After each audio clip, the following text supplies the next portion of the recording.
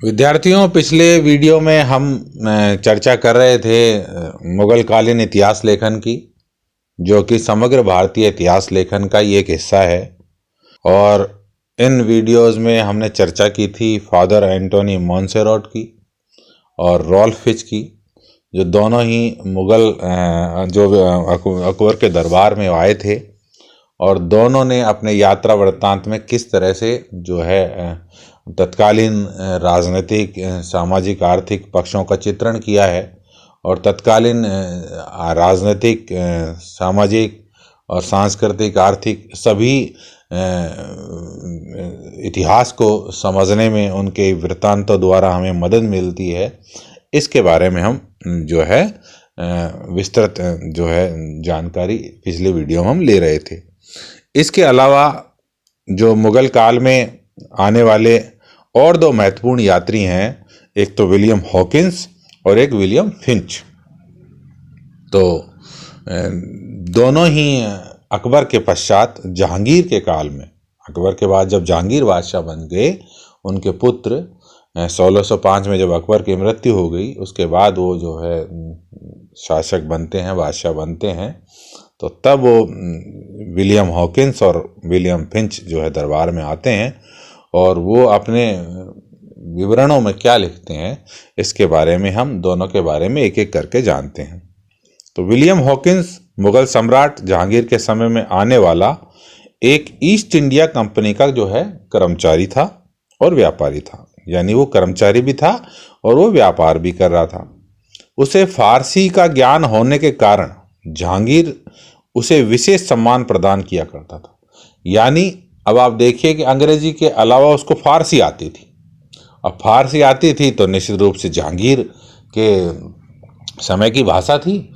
और जब आज भी हम देखते हैं कि कहीं हम दूसरे स्टेट में हैं कि नहीं, कहीं रहते हैं मान लो, या जहाँ कहीं भी हम रहते हैं और राजस्थानी बोलने वाला या कोई हिंदी बोलने वाला जब हमको मिलता है, आता है, या कोई ऐसा विषय, ये जैसे मैं खुद जो है, मुझे याद है पिछले 10-15 साल पहले की बात है कि राजस्थान विश्वविद्यालय में एक फॉरेनर महिला, उनसे मेरी मुलाकात हुई और मुलाकात में उन्होंने ये पूछा कि आप यहाँ आचार्य हैं। तो मैं खुद बड़ा शॉक्ड लगा कि मेरे से मतलब बड़ी हिंदी में इतनी सहजता से बात की। एक बार मुझे तो ये वहम हुआ कि ये हिंदुस्तान की नागरिक हैं या फॉरेनर हैं, लेकिन ढंग से उनसे बात की, उनके फीचर्स देखे, वो निश्चित रूप से यूरोप की किसी कंट्री की महिला थी, मुझे ठीक से याद नहीं आ रहा। और उन्होंने बड़े अच्छे से मुझसे हिंदी में बात की और फिर पता चला कि वो 5-10 साल से हिंदुस्तान में हैं और हिंदी वो सीख रही हैं। तो कहने का मतलब ये है कि हमको बड़ा अच्छा लगता है। उसी अच्छे के अनुसार जहांगीर को निश्चित रूप से अच्छा लगा होगा और उसने विशेष सम्मान दिया होगा। हॉकिंस द्वारा जो है मुगल सम्राट जहांगीर के व्यक्तित्व का जो पक्ष हैं, उनका बड़ा ही कहते हैं दिलचस्प वर्णन किया गया है। वह जहांगीर के आभूषणों का जो शौक है उसके बारे में बताता है, उसके जो हीरे जवाहरात पहनने का शौक है उसके बारे में बताता है, झरों का दर्शन देता है, दरबार आम और दरबार खास जहांगीर जो लगाते थे उसका उल्लेख भी वह करता है। हॉकिंस जहांगीर के व्यक्तिगत हरम का उल्लेख करते हुए यह भी बताता है कि इसका प्रतिदिन का खर्च ही 30,000 रुपये था। यानी इस बारे में पता चलता है कि तत्कालीन समय में भी जो शासक वर्ग था वह अपने व्यक्तिगत विषयों पर कितना खर्च करते थे। कहा यही जाता था, आज भी शासक यही कहते हैं कि हम जनता के लिए, आम जनता के लिए जो है हम आपके लिए हैं। लेकिन फिर भी वो अपने व्यक्तिगत विषयों पर कितना खर्च करते हैं, ये अपने आप में समझने की बात आज भी है, तब भी थी। तो उसका ये विल्लो करे 30,000 रुपये, मेरे ख्याल में बहुत उस समय के हिसाब से, आज के हिसाब से अरबों रुपए कहे जा सकते हैं, 30,000 रुपये। उसके द्वारा मुगल काल के अमीरों पर राजगमिता कानून, यानी राजगमिता कानून के अंतर्गत जो क्या होता था कि संपत्तियां जो हैं जब्त कर ली जाती थी, उसका उल्लेख जो है वो करता है। हॉकिंस और अन्य यूरोपीय यात्री इस काल के यूरोपीय जो वाणिज्यवादी चिंतन से प्रभावित थे, यानी यूरोप में एक वाणिज्यवाद की विचारधारा चल रही थी, वो उसके बारे में वो बताते हैं।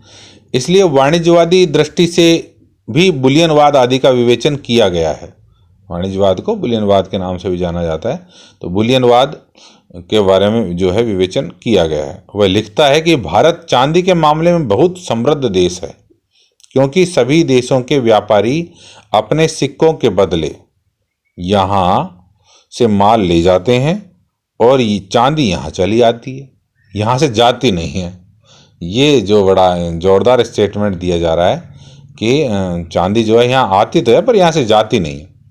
हॉकिंस का ये जो कथन है ये निश्चित रूप से ये वाणिज्य को जो है दर्शाता है कि किस तरह से समृद्ध था। यानी चीज़ें हमारे यहाँ से जाती थी, आती कम थी, क्योंकि आएंगी तो हम चांदी देंगे या सोना देंगे।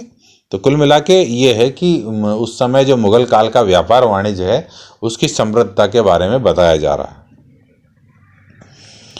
इसके बाद एक यात्री और आए, विलियम फिंच। जहांगीर के हॉकिंस के साथ ही आए, बल्कि वो जहांगीर के काल में उसके द्वारा भी विश्वसनीय रूप से जो है सामग्री दी गई है। अपने वृत्तांत में सामाजिक जीवन के बारे में वो बताता है, शहरों के बारे में वो बताता है, तो पौधों के बारे में यानी बताता है, वनस्पति के बारे में बताता है, किलों के बारे में बताता है, पुलों के बारे में बताता है, व्यापारिक मार्गों के बारे में बताता है, धार्मिक विश्वासों का वर्णन भी वो करता है।